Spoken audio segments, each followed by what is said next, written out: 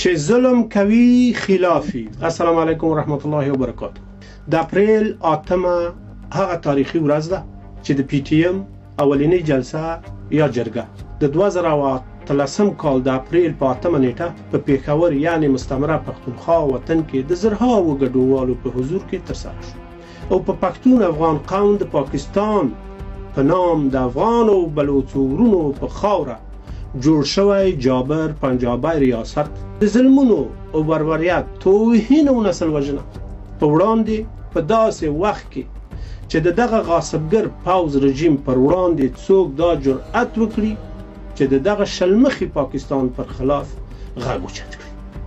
خو د پښتون ژغورنې غورځنګ محترم ملي مشر ډاکټر منظور احمد پښتین صاحب د پښتونولي او افغانیت په جرأت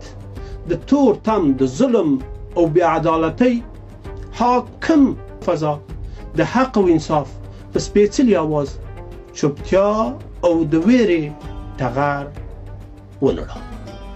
او خپل ولس ته د جرأت او پوهې ترڅنګ په لره بر افغان وطن کې د ملي شهیدانو په پاک وینو د یووالي او خپلواکي او سوکالي څراغ روښنایي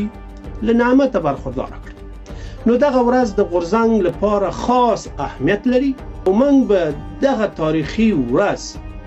نه ده هیره کړې او د دې ورځې د اهمیت او د اهدافو لپاره په پوره ژمنتیا کار کوو او ملي شهیدان نو پاکه وینه د انقلاب او ژمنتیا څرګندونه کوي. لا مې د ژوند قصه تمامه نه ده، لا مې منزل لا مې مرچل پاتې دی.